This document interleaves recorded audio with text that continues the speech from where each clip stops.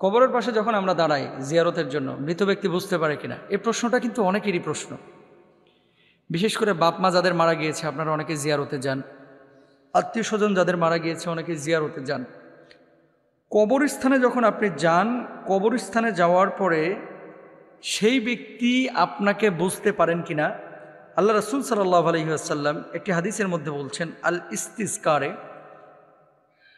যখন কোনো মুসলিম ব্যক্তি দুনিয়ায় পরিচিত তার কোনো মৃত ভাইয়ের কবরের পাশ দিয়ে গমন করে এবং তাকে সালাম দেয়, তখন তার সালামের জবাব দেওয়ার জন্য আল্লাহ সুবহানাহু ওয়া তাআলা তার রূহটাকে কবরের মধ্যে পাঠিয়ে দেন। সুবহানাল্লাহ।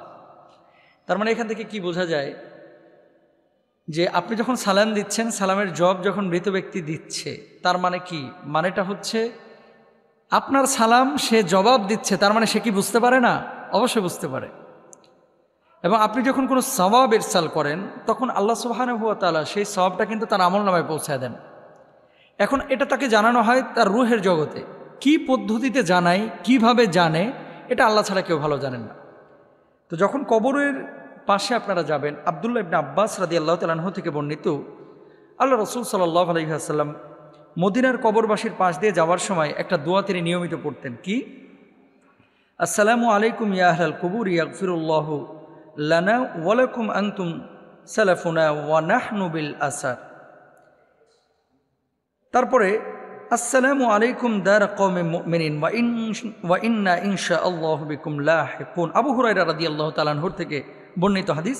একবার রাসূল আকরাম সাল্লাল্লাহু আলাইহি ওয়াসাল্লাম একটি কবর জিয়ারতে গিয়ে এটা বলেছেন, এবং আরবের ম্যাক্সিমাম মানুষ কিন্তু কবরের পাশে গিয়ে এই আমলটা করে থাকেন।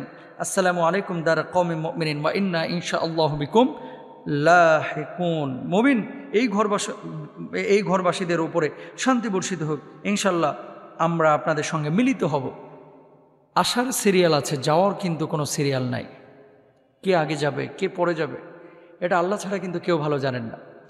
দেখেন, আপনি যখন কারো কবরের পাশে যাবেন জিয়ারতের জন্য, ওই ব্যক্তি তার রূহটা যখন বুঝবে যে আমার কাছের মানুষটা এই কবরের পাশে এসেছে, আমার সন্তান আমার কবরের পাশে এসেছে, তখন কিন্তু সে খুশি হবে, তার রূহটা খুশি হবে।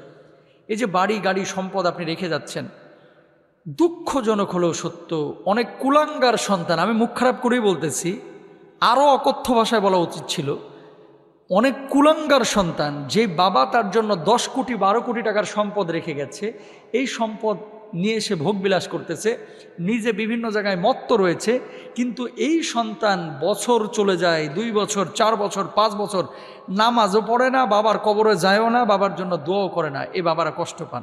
এটা করবেন না।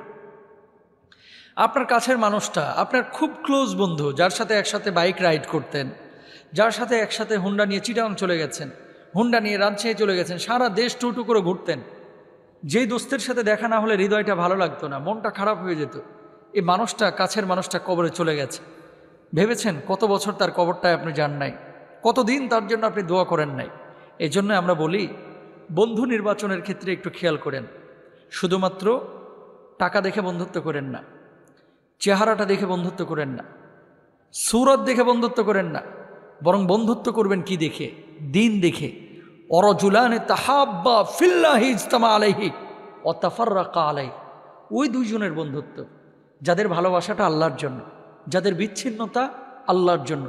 বিশ্বাস করেন, এরকম কোনো বন্ধু যদি পৃথিবীর বুকে আপনারা পান, আপনি মারা যাওয়ার পরে এই বন্ধু আপনার জন্য নামাজের পরে কাঁদবে, আপনি মারা যাওয়ার পরে এই বন্ধু আপনার জন্য তাহাজ্জুদ পড়বে, আপনি মারা যাওয়ার পরে এই বন্ধু আপনার জন্য আল্লাহর কাছে বলবে, আল্লাহ আমার প্রিয় মানুষটাকে তুমি জান্নাতে ভালো রেখো, আল্লাহ তার গুনাহগুলো তুমি মাফ করে দিও, আল্লাহ সে তো বুঝে নাই, অনেক পাপ করেছে, আল্লাহ আমি গুনাহগার, আমিও পাপ করেছি, আল্লাহ আমাদেরকে মাফ করে দাও।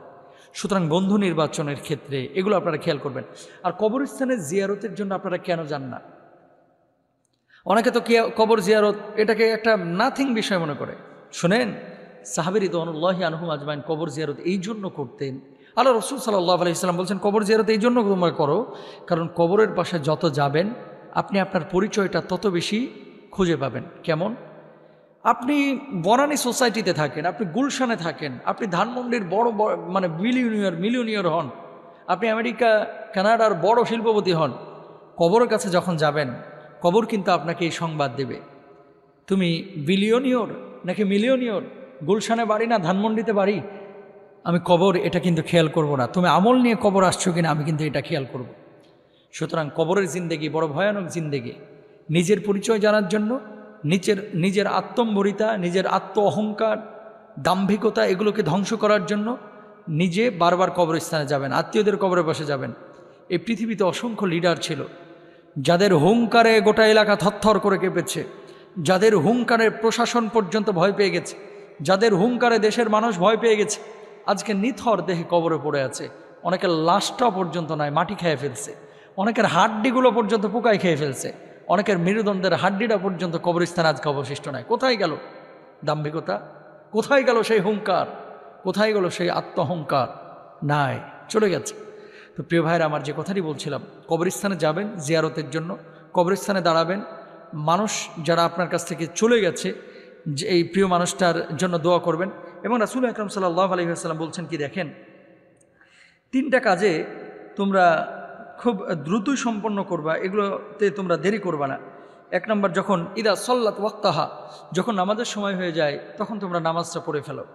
2 নম্বর, যখন মৃত ব্যক্তির জানাজা উপস্থিত হবে তখন তোমরা দাফন কাফনটা সম্পন্ন করে ফেলবে, দেরি করবে না। 3 নম্বর, কোনো অবিবাহিতা মেয়ে যখন ঘরের মধ্যে থাকবে তার বিয়ে শাদী দিতে তোমরা দেরি করবা না।